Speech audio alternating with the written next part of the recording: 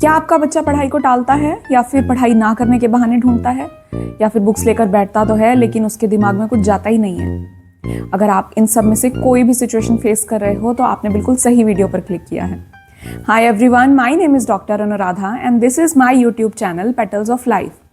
और आज का टॉपिक तो आप समझ ही गए हो कि today we are going to talk about something that every parent worries about. जी हाँ, आज हम बात करेंगे कि कैसे हम अपने बच्चों का फोकस और कंसंट्रेशन पढ़ाई में बढ़ा सकते हैं, खास करके आजकल के जेन जी और जेन अल्फा बच्चों का, जिनका अटेंशन स्पैन बिल्कुल एक इंस्टाग्राम रील के जितना छोटा रह गया है। तो चलो शुरू करते हैं। तो सबसे पहला पॉइंट जो मैं आपको बताने वाली हूँ ना, वो सबसे ज़्यादा कॉमन भी है, और वो है बच्चों का टाइम टेबल सेट करना। कैसे बच्चे स्कूल जाते हैं तो एक प्रॉपर टाइम टेबल को फॉलो करते हैं। उनके हर एक सब्जेक्ट पीरियड का टाइम सेट होता है, उनका गेम्स पीरियड सेट होता है, उनका म्यूज़िक का टाइम सेट होता है, उनका ब्रेक का टाइम सेट होता है, और फिर छुट्टी टाइम भी सेट होता है। इसी तरीके से पेरेंट्स को बच्चों को एक टाइम टेबल बना के देना चाहिए, जिसमें उनकी हर एक एक्टिविटी के लिए टाइम दिया गया हो। जैसे उनका पढ़ने का टाइम अलग हो, खेलने का टाइम अलग हो, फ्रेंड्स के साथ बातें करने का या उनके साथ कुछ भी इंजॉय करने का टाइम अलग हो, या फिर खाने पीने और रिलैक्स करने का टाइम अलग हो, और स्क्रीन टाइम भी अलग हो। अब स्टार्टिंग में टाइम टेबल फॉलो करवाना थोड़ा सा मुश्किल हो सकता है, लेकिन थोड़ा सा एफर्ट डालकर और कंटिन्यूटी बनाकर अगर हम बच्चों से टाइम टेबल फॉलो करवा लेते हैं तो ये उनका प्रॉपर रूटीन बन जाएगा। और अगर हर एक एक्टिविटी का टाइम इसी तरह से सेट होगा ना, तो बच्चों का माइंड धीरे धीरे अपने आप ही जो टाइम पढ़ाई का है उस टाइम पे सिर्फ पढ़ाई पर ही कॉन्सेंट्रेट करेगा। इससे बच्चे बोर भी नहीं होंगे, क्योंकि उनको पता है उनकी पढ़ाई का टाइम सेट है तो उनकी बाकी एक्टिविटीज़ का भी टाइम सेट है। ऐसा नहीं है कि सिर्फ पढ़ाई करनी है और कुछ भी नहीं करना है। तो जब वो पढ़ाई करेंगे ना, तब उनका दिमाग कहीं और नहीं भटकेगा, सिर्फ और सिर्फ पढ़ाई पर ही फोकस करेगा, और उनकी फोकस और कॉन्सेंट्रेशन पावर ज़रूर बढ़ेगी।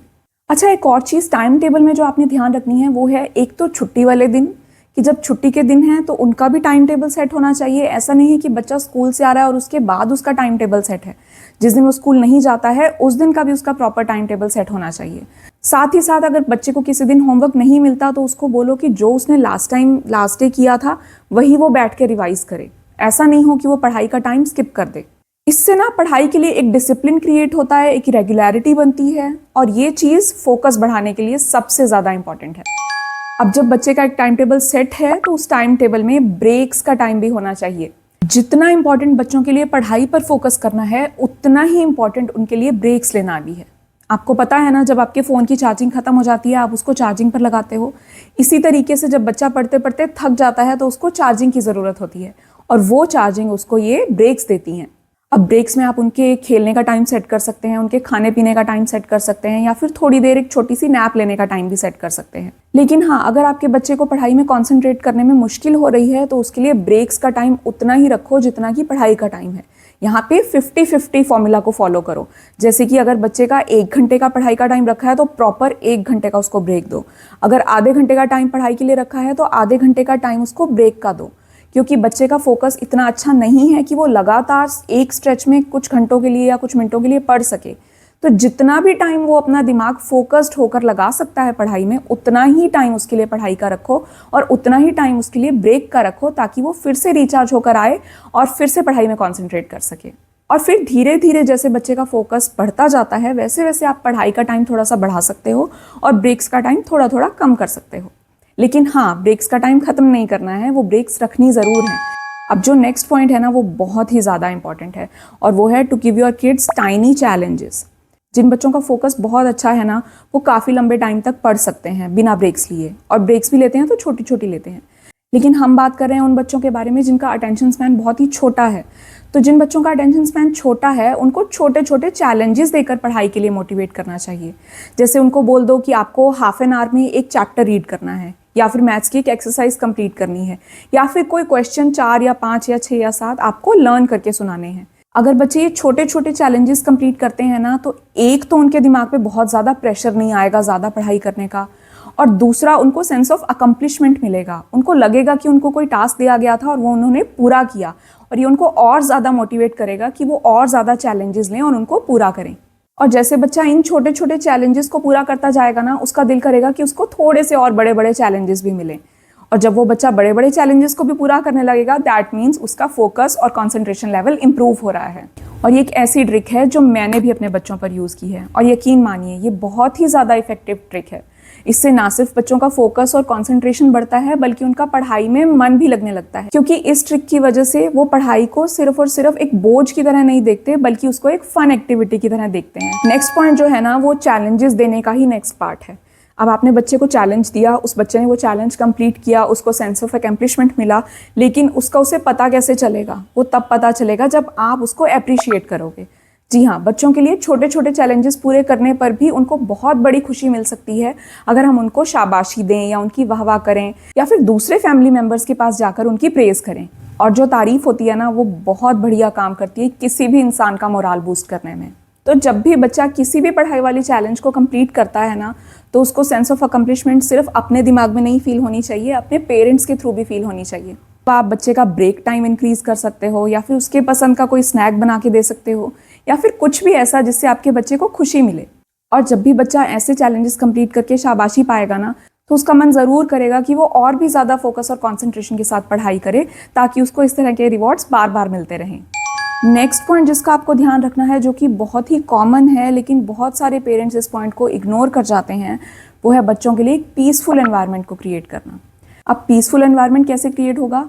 जहाँ पर भी बच्चों का स्टडी एरिया या स्टडी टेबल सेट है, वहाँ पर कोई स्क्रीन नहीं होना चाहिए, ना टीवी, ना फ़ोन, ना टैबलेट, ना आईपैड, ना लैपटॉप, कुछ भी नहीं, ठीक है? क्योंकि सबसे पहले तो जो स्क्रीन्स हैं ना, वो बच्चों के फोकस को ख़त्म करने का सबसे बड़ा सोर्स है। सेकेंडली, जहाँ पर भी बच्चा बैठा है ना, वहाँ पर शोर नहीं होना चाहिए। ऐसा नहीं होना चाहिए कि बच्चा पढ़ाई करने के लिए बैठा है और इधर से कुकर की सीटी बज रही है, उधर से कोई ज़ोर से फ़ोन पर बात कर रहा है। साथ ही साथ जहाँ पर भी बच्चा पढ़ने के लिए बैठा है ना, वो एरिया बिल्कुल क्लीन और वेल ऑर्गेनाइज्ड होना चाहिए।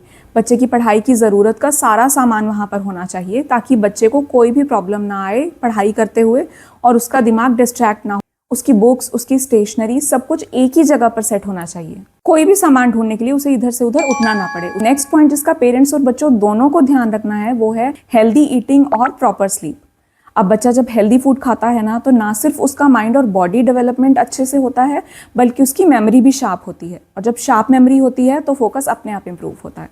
साथ के साथ जब बच्चा प्रॉपरली रात को 8 से 10 घंटे की नींद पूरी लेता है ना, तो नेक्स्ट डे उसका पढ़ाई में ज़्यादा मन लगता है, क्योंकि एक तो उसको एनर्जी पूरी मिलती है, दूसरा उसको नींद बार बार नहीं आती। और अगर बाय चांस किसी दिन बच्चा लेट सोया या जल्दी उठ गया या उसकी नींद किसी वजह से पूरी नहीं हुई, तो उसके लिए बच्चे के टाइम टेबल में आधा घंटा या 1 घंटा नैप का ज़रूर रखें, ताकि वो अपनी एनर्जी रीगेन कर सके और पढ़ाई में दोबारा फोकस्ड हो सके। और हाँ, एक और चीज़, हम ये बहुत अच्छी तरह से जानते हैं कि जितना भी हम ट्राई कर लें, बच्चे को हम पूरी तरह 100% जंक फूड अवॉइड करने के लिए नहीं कह सकते, क्योंकि कई बार हम भी खाते हैं, कई बार फेस्टिवल्स आ जाते हैं, कई बार कोई शादी आ गई, कोई गेस्ट आ गए घर पे, या हम कहीं बाहर आउटिंग के लिए चले गए, तो कभी ना कभी तो हेल्दी फूड छोड़कर हम जंक फूड खाने लग ही जाते हैं। लेकिन हाँ, जैसे हमने बच्चों का टाइम टेबल सेट किया है ना, तो हम उस टाइम टेबल में जंक फूड खाने वाले दिन भी सेट कर सकते हैं। जैसे संडेज़ को आप आउटिंग के लिए जाते हैं, तो संडे को आप जंक फूड खा सकते हैं, या वीकडेज में आप कोई ना कोई ऐसा डे रख सकते हैं जहाँ पर बच्चा जब चाहे अपने पसंद की कोई चीज़ खा सकता है। अगर हम बच्चे को कभी कभी जंक फूड खाने की इजाज़त देते हैं, तो बच्चे को रिस्ट्रिक्टेड फील भी नहीं होगा और उसको फील गुड फैक्टर भी मिलेगा। Last but most important point जिसका आपको ध्यान रखना है बच्चे का फोकस बढ़ाने के लिए, वो है पेरेंट्स इन्वॉल्वमेंट। जी हाँ, पेरेंट्स का बच्चों की पढ़ाई में इन्वॉल्व होना बहुत ही ज़रूरी है, स्पेशली वहाँ पर जहाँ बच्चा पढ़ाई में थोड़ा सा वीक है और उसको फोकस लेवल इम्प्रूव करने की ज़रूरत है। क्योंकि जो बच्चे फोकस्ड होते हैं वो अपने आप पढ़ लेते हैं, उनको पेरेंट्स की गाइडेंस की बहुत ज़्यादा ज़रूरत नहीं होती। लेकिन जिन बच्चों का फोकस लेवल थोड़ा कम होता है ना, उनको पेरेंट्स की बहुत ज़्यादा ज़रूरत होती है। तो जब बच्चों का टाइम टेबल बनाते हो ना, तो उसमें जो उनका पढ़ने का टाइम है, उसको अपने बिजी शेड्यूल में से जो फ्री टाइम निकलता है उसके साथ सिंक करके रखो। और जब आप बच्चे का सपोर्ट सिस्टम बन के उनकी पढ़ाई में उनको टाइम दोगे ना, तो उनका फोकस डेफिनेटली इंप्रूव होगा। जब भी बच्चा पढ़ने बैठे ना, बच्चे के आसपास रहिए, उसको बार बार बुलाने की ज़रूरत नहीं है, लेकिन वो बच्चे को फील होना चाहिए कि आप उसके साथ हैं।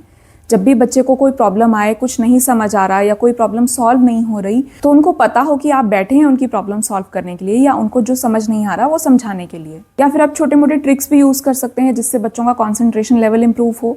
जैसे मैं एक ट्रिक यूज़ करती हूँ, जब मेरे बच्चों को पढ़ाई करने में दिक्कत आ रही होती है या उनको कोई टॉपिक समझ नहीं आ रहा होता है, तब मैं स्टूडेंट बनकर बैठ जाती हूँ और उनको टीचर बनने के लिए बोलती हूँ और कहती हूँ कि जो टॉपिक आपको समझ नहीं आ रहा वो मुझे समझाने की ट्राई करो। और जब वो समझाने की ट्राई करते हैं तो वो मुझे समझाते समझाते खुद भी उसको बहुत अच्छे से समझने लगते हैं। और यकीन मानो ये ट्रिक बहुत अच्छे से काम करता है।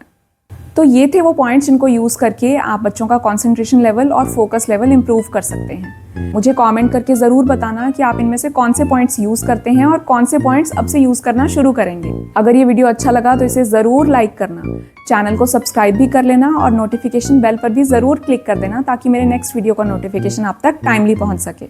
साथ ही साथ इसे दूसरे पेरेंट्स के साथ भी ज़रूर शेयर करना ताकि वो भी अपने बच्चों का फोकस और कॉन्सेंट्रेशन लेवल बढ़ाने में इस वीडियो की हेल्प ले सकें। तो बहुत जल्द मिलते हैं नेक्स्ट वीडियो में, तब तक के लिए बाय बाय।